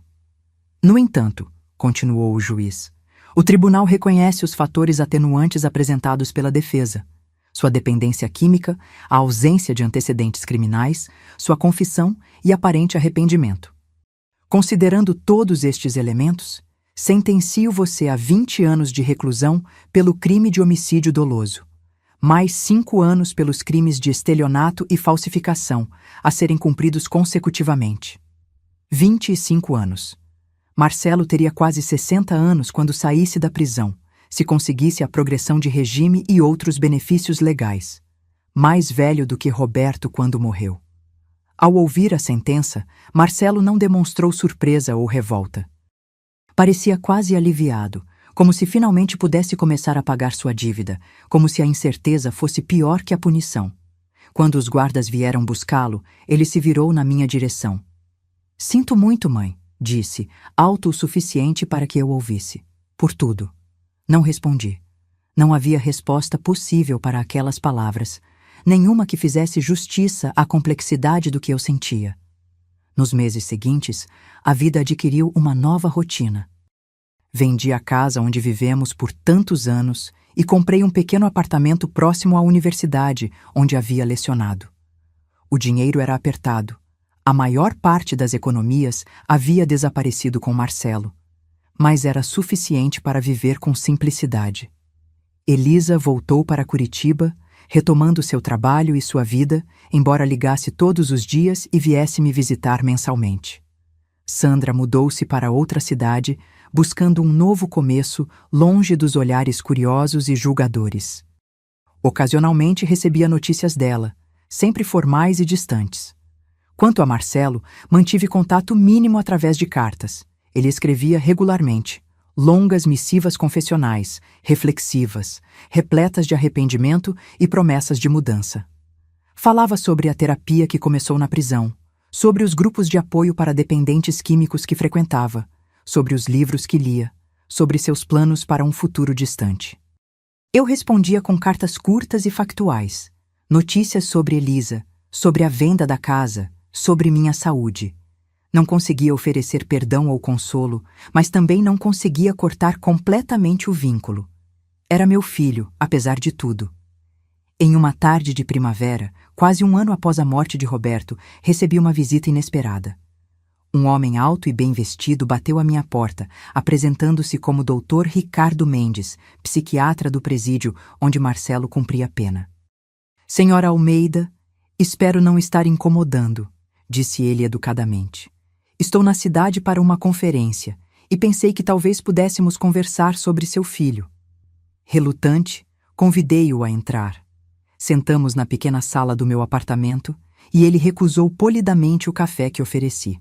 Marcelo é meu paciente há quase 8 meses, explicou ele. Trabalho principalmente com detentos que apresentam transtornos relacionados ao uso de substâncias. Como ele está? Perguntei, surpresa com meu próprio interesse. Surpreendentemente bem, considerando as circunstâncias. Manteve-se sóbrio, participa ativamente da terapia, ajuda outros detentos com problemas semelhantes. Há um longo caminho pela frente, naturalmente, mas vejo progresso significativo. Por que veio me ver, doutor? Ele hesitou, escolhendo cuidadosamente as palavras. Marcelo fala muito sobre você e sua filha nas sessões. O remorso que sente é profundo e genuíno. Um dos aspectos mais difíceis do trabalho de recuperação é lidar com a culpa pelos danos causados aos entes queridos. Dr. Mendes, interrompi, se veio pedir que eu perdoe Marcelo para ajudar em sua recuperação, não posso prometer isso. Não, não é isso, ele respondeu rapidamente. O perdão, quando vem, deve ser natural e sincero, não algo forçado ou instrumental.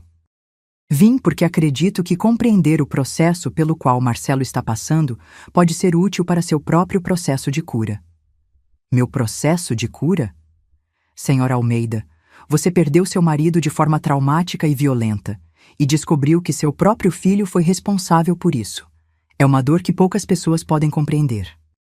Sei que está lidando com isso da melhor forma possível, mas pensei que talvez ajudasse saber que o homem que causou esse dano está genuinamente trabalhando para entender suas ações e mudar. Refleti sobre suas palavras, sentindo uma mistura confusa de emoções. Ele ainda tenta justificar o que fez? Culpar as drogas, o desespero? Não, respondeu o médico firmemente. Essa é uma das razões pelas quais acredito em seu progresso. Ele assume total responsabilidade por suas escolhas. As drogas, o vício em jogos, as dívidas, tudo isso contextualizar, mas não justifica, e ele compreende isso agora. E quanto ao pai dele? Ele ainda alega que Roberto pediu para morrer? Não. Admitiu que inventou essa história para tentar mitigar sua culpa, tanto aos olhos dos outros quanto aos seus próprios. Senti lágrimas silenciosas escorrerem pelo meu rosto. De alguma forma, essa última confissão, o reconhecimento de que até o suposto pedido de ajuda de Roberto tinha sido uma mentira, trazia um tipo estranho de alívio. A verdade, por mais dolorosa, era melhor que a incerteza. Obrigada por vir, doutor, falei finalmente. Não sei se algum dia conseguirei perdoar Marcelo completamente, mas é reconfortante saber que ele está tentando mudar. A recuperação é um processo longo, tanto para ele quanto para você, respondeu o médico, levantando-se para sair. Permita-se sentir o que precisa sentir, no seu próprio ritmo. Não há regras para navegar um trauma como este. Após sua partida, fiquei sentada sozinha por muito tempo, pensando em tudo o que havia acontecido, em tudo que havia perdido e, surpreendentemente, no que havia ganho. Uma clareza que só vem após a tempestade, uma força que não sabia que possuía, um entendimento mais profundo da fragilidade humana, inclusive a minha. Naquela noite, pela primeira vez em quase um ano, sonhei com Roberto. Não estava morrendo em um leito de hospital, nem pálido em um caixão. Estava saudável, sorrindo, caminhando por um campo que reconheci como o local de nosso primeiro encontro, tantos anos atrás. Você vai ficar bem, Márcia, ele dizia no sonho. Todos nós vamos. Acordei com lágrimas nos olhos, mas não eram lágrimas apenas de tristeza. Havia algo mais ali, uma aceitação nascente, talvez até o primeiro vislumbre de paz. 5 anos se passaram desde a condenação de Marcelo. A vida seguiu seu curso, implacável como sempre. Meu cabelo ganhou mais fios brancos, rugas mais profundas marcavam meu rosto, e aprendi a viver sozinha. Não apenas a sobreviver, mas a encontrar pequenos momentos de alegria no cotidiano. Voltei a lecionar meio período na universidade, orientando trabalhos de conclusão de curso na área de literatura. Fiz novos amigos, principalmente através do grupo de apoio que continuei frequentando. Até comecei a viajar um pouco. Pequenas excursões para cidades próximas, um cruzeiro pelo litoral brasileiro que Roberto e eu sempre planejamos fazer juntos. Elisa se casou com um homem gentil chamado André e me deu uma neta, Luísa, que se tornou o sol do meu universo. Aos 3 anos, ela era esperta e curiosa, com os mesmos olhos vivos de seu avô. Nas visitas mensais, eu a cobria de mimos e histórias, tentando construir memórias felizes para compensar as dolorosas que carregava comigo. Quanto a Marcelo, mantive uma relação distante mas constante. Respondia suas cartas, embora raramente com a profundidade emocional que ele parecia buscar. Visitei-o na prisão algumas vezes por ano. Encontros tensos no início, depois, gradualmente mais naturais, à medida que ambos encontrávamos uma nova forma de nos relacionar. Ele mudou na prisão, de formas que eu não esperava. Completou o ensino superior através de um programa de educação à distância para detentos. Tornou-se uma espécie de conselheiro informal para outros prisioneiros com problemas de dependência química. Escrevia poesia, lia filosofia, participava de todos os programas de reabilitação disponíveis. Nunca imaginei que encontraria propósito aqui dentro, ele me disse durante uma visita. Mas ajudar outros presos a lidar com os mesmos demônios que me destruíram, isso dá algum sentido aos meus dias. Numa tarde de outono, 5 anos após o julgamento, recebi uma ligação do advogado de Marcelo. Ele havia entrado com um pedido de revisão de pena, baseado no bom comportamento, na participação em programas de reabilitação e em um diagnóstico retroativo de transtorno por uso de substâncias em estágio severo no momento do crime. O juiz marcou uma audiência para o próximo mês, explicou o advogado. Se o pedido for aceito, Marcelo poderá ser transferido para um regime semiaberto mais cedo do que o previsto inicialmente. O que isso significa exatamente? Perguntei, sentindo um nó no estômago. Significa que, em vez de cumprir 2/3 da pena em regime fechado, ele poderia passar para o semiaberto após 1/3, com possibilidade de trabalho externo e saídas temporárias. Tão cedo? Ele matou alguém. Ele matou o próprio pai. Compreendo sua preocupação, senhora Almeida. Mas a lei prevê possibilidades de progressão de regime para quem demonstra reabilitação efetiva, e Marcelo tem sido um exemplo disso. O sistema penal brasileiro prioriza a ressocialização, não apenas a punição. Após desligar, liguei imediatamente para Elisa. Sua reação foi tão ambivalente quanto a minha, uma mistura de apreensão e incerteza. Não sei como me sentir sobre isso, mãe, ela confessou. Parte de mim ainda quer que ele pague por cada minuto do que fez com o papai. Mas outra parte pensa que talvez ele mereça uma chance de reconstruir algum tipo de vida, eventualmente. No dia da audiência, entrei no tribunal com sentimentos conflitantes. Não havia me decidido se apoiaria ou contestaria o pedido de Marcelo. Queria justiça para Roberto, mas também reconhecia as mudanças que Marcelo havia feito. Era possível conciliar essas duas posições? O juiz, diferente daquele que conduziu o julgamento original, era uma mulher de meia-idade com expressão séria e compassiva. Ela revisou meticulosamente o caso, os relatórios de comportamento prisional, as avaliações psiquiátricas. Marcelo teve a oportunidade de falar e o fez com uma eloquência que me surpreendeu. Meritíssima, não estou aqui para minimizar a gravidade do que fiz, nem para fugir da responsabilidade pelos meus atos, ele começou.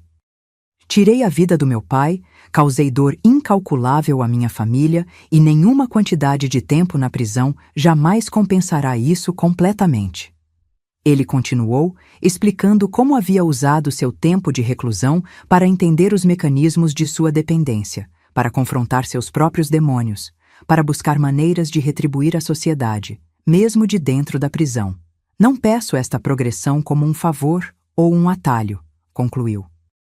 Peço como uma oportunidade de continuar minha reabilitação em um ambiente que me permita contribuir mais diretamente com a sociedade, enquanto continuo cumprindo minha dívida com a justiça. O promotor argumentou contra, enfatizando a gravidade do crime e questionando se 5 anos era tempo suficiente para garantir a reabilitação de alguém que havia planejado friamente o assassinato do próprio pai. Então, surpreendentemente, o juiz se dirigiu a mim. Senhora Almeida, a senhora é a pessoa mais afetada pelos crimes do réu, além da vítima fatal. Gostaria de ouvir sua opinião sobre este pedido de progressão de regime. Levantei-me lentamente, sentindo todos os olhos da sala sobre mim. O que eu diria? Que parte de mim deveria ouvir? A mãe ou a viúva? Meritíssima, comecei, minha voz firme apesar do tremor interior. Nos últimos 5 anos, vivenciei uma jornada que nenhuma mãe ou esposa deveria ter que percorrer. Perdi meu marido da pior maneira possível, pelas mãos do nosso próprio filho. Fiz uma pausa, organizando meus pensamentos. Inicialmente, só conseguia ver Marcelo como o monstro que matou Roberto. Não conseguia conciliar a imagem do assassino com a do menino que criei. Mas ao longo destes anos, através de cartas e visitas, vi um homem genuinamente arrependido, trabalhando duramente para compreender e mudar o que o levou a tais atos. Olhei diretamente para Marcelo, que me observava com olhos marejados. Não posso falar por Roberto e não posso dizer que perdoei completamente. Mas acredito que meu marido, que sempre viu o melhor nas pessoas, apoiaria uma chance de reabilitação para nosso filho. Então a senhora não se opõe à progressão de regime? Perguntou o juiz, clarificando. Não, meritíssima, não me oponho. Acredito que Marcelo deve continuar pagando por seus crimes, mas também acredito que a forma como esse pagamento ocorre pode incluir oportunidades para ele retribuir à sociedade de maneiras mais construtivas. Após ouvir todos os argumentos, o juiz anunciou que tomaria sua decisão em uma semana. Saí do tribunal exausta emocionalmente, mas em paz com minhas palavras. Não sabia se havia feito a escolha certa, mas havia falado com honestidade. Marcelo me ligou da prisão naquela noite. Um privilégio especial concedido pelo diretor. Mãe, ele disse, sua voz embargada. O que você disse hoje no tribunal, eu não esperava isso. Disse apenas a verdade, Marcelo, respondi, sentando-me pesadamente no sofá do meu apartamento. Não foi fácil. Eu sei, e por isso significa ainda mais. Ele fez uma pausa. Por muito tempo, achei que você nunca me veria como nada além do homem que matou o papai.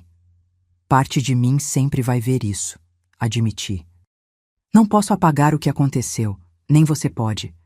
Mas você também é meu filho, e vejo o esforço que tem feito para mudar. Estou tentando, mãe, todos os dias, não para sair da prisão mais cedo ou para impressionar o juiz, mas porque finalmente entendi o que fiz, o que destruí. Conversamos por alguns minutos mais, sobre o trabalho dele com outros detentos, sobre Elisa e a pequena Luísa, sobre meu retorno à docência. Uma conversa quase normal, exceto pelo contexto extraordinário que a cercava. Uma semana depois, recebi a notícia. O juiz havia concedido a progressão para o regime semiaberto. Em 3 meses, após os trâmites burocráticos, Marcelo seria transferido para uma colônia penal agrícola, onde trabalharia durante o dia e permaneceria recluso apenas à noite e nos fins de semana. A notícia provocou reações mistas em nossa pequena família. Elisa expressou preocupação sobre como seria quando Marcelo eventualmente obtivesse permissão para saídas temporárias, reencontrá-lo fora das paredes da prisão, apresentá-lo à filha que nunca o conheceu. André, sempre sensato, sugeriu que lidássemos com cada etapa quando chegasse o momento. Quanto a mim, senti um alívio inesperado. Não porque Marcelo estaria menos punido, mas porque a decisão tirava de meus ombros o peso de determinar o que era justo. A justiça havia seguido seu curso, e agora o sistema avaliara que ele merecia esta progressão. Eu podia aceitar isso sem sentir que estava traindo a memória de Roberto. 3 meses depois, visitei Marcelo em sua nova realidade. A colônia penal era um ambiente completamente diferente da prisão tradicional, com campos abertos, pequenas construções espalhadas pelo terreno, detentos trabalhando na terra ou em oficinas. Marcelo estava designado para a biblioteca e para um programa de alfabetização de adultos. Quando me viu chegando, sorriu. Um sorriso genuíno que não via há anos, talvez porque pela primeira vez não estávamos separados por uma mesa de visitas ou falando através de um telefone com vidro entre nós. Caminhamos pelos jardins da colônia, conversando sobre coisas simples e profundas, como se estivéssemos reaprendendo a conhecer um ao outro. É estranho ver o céu aberto o dia todo, ele comentou, olhando para cima. Na prisão fechada, só tínhamos 1 hora no pátio, se o tempo permitisse. Aqui, posso ver as estrelas à noite. Como está sendo o trabalho com a alfabetização? Transformador, ele respondeu, animado. Meus alunos são homens que nunca tiveram oportunidade de estudar, a maioria de origens muito pobres. Ensinar alguém a ler, ver aquele momento em que as letras começam a fazer sentido para eles, é indescritível. Observei-o enquanto falava, notando como seus gestos haviam mudado, como sua expressão parecia mais aberta, mais presente. Ainda era o mesmo homem que havia cometido um crime terrível, mas também estava se tornando alguém diferente. Marcelo, perguntei após um momento de silêncio, você acha que conseguirá construir uma vida quando sair daqui? Ele considerou a pergunta seriamente. Não sei. Tenho medo do que encontrarei lá fora, de como as pessoas me verão, se conseguirei trabalho, um lugar na sociedade. Mas sei que quero continuar o que comecei aqui. Ensinar, ajudar outros que enfrentam dependência. Dar algum significado a todo esse sofrimento. E quanto a nós, você, eu, Elisa, sua sobrinha, acha que um dia poderemos ter algum tipo de relação familiar normal? Normal não, ele respondeu honestamente. Nunca será normal depois do que fiz. Mas espero que possamos construir algo novo, algo baseado em quem somos agora, não apenas no que aconteceu. Naquele momento, senti um lampejo do que poderia ser. Não perdão completo. Talvez isso nunca viesse, mas uma forma de aceitação, uma capacidade de olhar para frente sem negar o passado. O tempo continuou sua marcha inexorável. Mais 2 anos se passaram. Marcelo progrediu ainda mais no sistema, conquistando o direito a saídas temporárias para visitar a família em datas especiais. O primeiro Natal que passou em minha casa foi uma experiência surreal. Tenso no início, depois gradualmente mais relaxado, à medida que Luísa, agora com 5 anos, quebrava o gelo com sua curiosidade inocente sobre o tio que morava longe. Elisa observava tudo com cautela protetora, mas também com uma abertura crescente. André, pragmático como sempre, tratava Marcelo com civilidade distante, sem hostilidade, mas também sem intimidade. Durante esses anos, também passei por minha própria transformação. O luto por Roberto lentamente evoluiu de uma dor aguda para uma saudade mais suave, um espaço permanente em meu coração que aprendi a carregar sem que me esmagasse. Aos 67 anos, redescobri pequenos prazeres, um bom livro, uma tarde com minha neta, uma aula particularmente inspiradora com meus alunos. Também comecei a namorar novamente, para minha própria surpresa. Carlos, um professor de história aposentado que conheci em um sarau literário, entrou em minha vida com sua gentileza e inteligência. Ele sabia toda a história. Quem em nossa pequena cidade não sabia? E ainda assim, me via como uma mulher completa, não apenas como uma vítima de tragédia. Você tem uma força impressionante, Márcia, ele me disse uma vez, enquanto caminhávamos pela praça. Sobreviver ao que você passou e ainda conseguir amar a vida, amar as pessoas, isso é extraordinário. Não me sinto extraordinária, respondi sinceramente. Apenas fiz o que precisava ser feito, um dia de cada vez. É exatamente isso que é extraordinário. Quando Marcelo soube sobre Carlos, demonstrou uma alegria genuína por mim. Você merece ser feliz, mãe, disse ele durante uma visita. Papai também gostaria que você seguisse em frente. Havia uma maturidade em suas palavras que não existia antes, uma capacidade de pensar além de si mesmo que talvez fosse o sinal mais claro de sua reabilitação. Em uma tarde de primavera, 7 anos após a morte de Roberto, recebi uma carta inesperada. Não era de Marcelo, mas de Denise, a senhora que conheci no grupo de apoio anos atrás, cujo filho também estava preso por homicídio.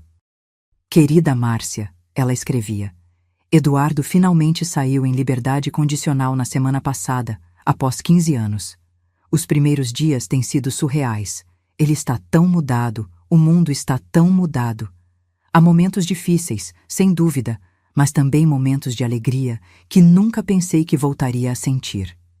Lembrei-me de você e de nossas conversas sobre o equilíbrio impossível entre amar o filho e nunca esquecer o que ele fez. Talvez esse equilíbrio seja, afinal, possível. Não perfeito, não sem dor, mas possível. A carta me fez refletir sobre a jornada que ainda estava pela frente. Um dia, Marcelo também sairia da prisão, não em breve, mas eventualmente.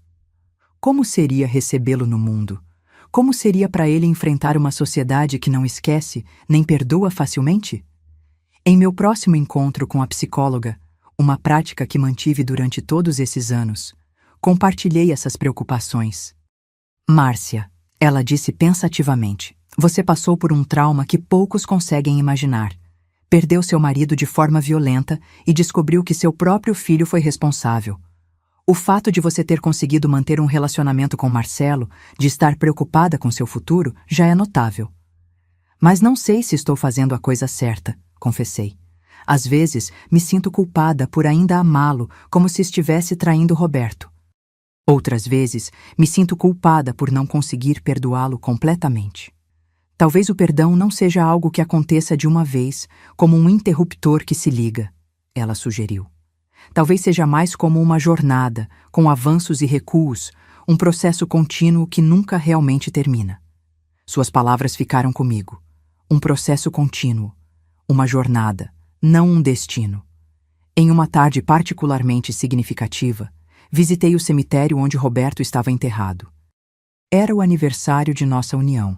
Teríamos completado 35 anos de casamento naquele dia. Levei lírios brancos, como sempre, e sentei-me no banco de pedra próximo à sua lápide. Ainda sinto sua falta todos os dias, falei em voz baixa. Mas estou seguindo em frente como você gostaria. Luísa está crescendo tão rápido, tão esperta. Tem seus olhos, sabia? Elisa está feliz, finalmente encontrou seu caminho.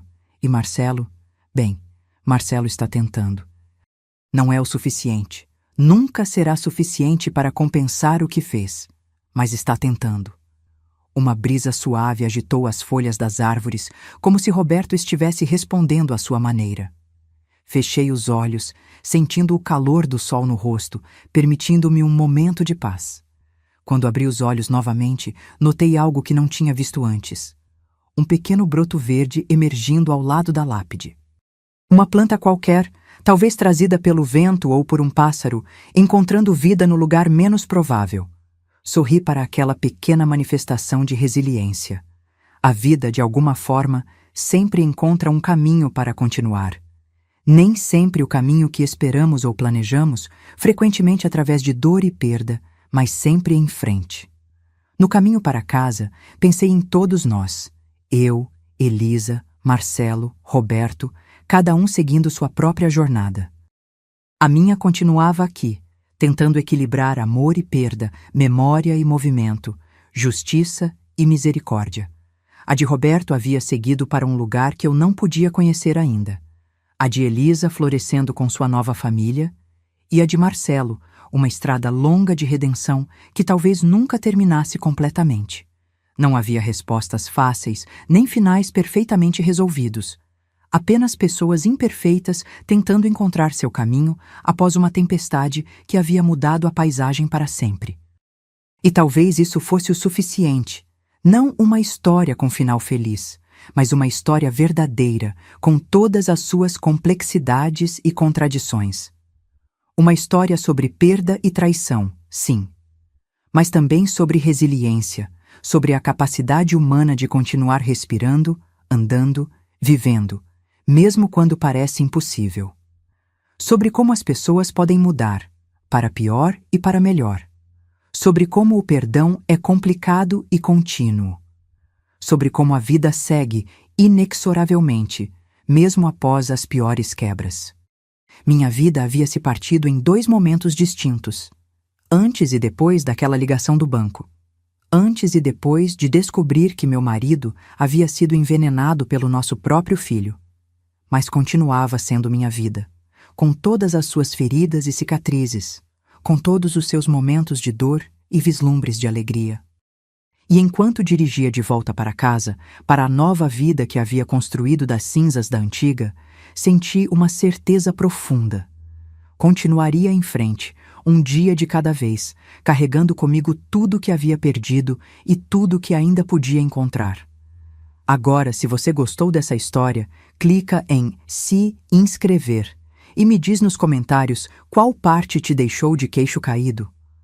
Ah, e não esqueça de se tornar membro para ter acesso a vídeos exclusivos que não posto aqui. Te espero lá.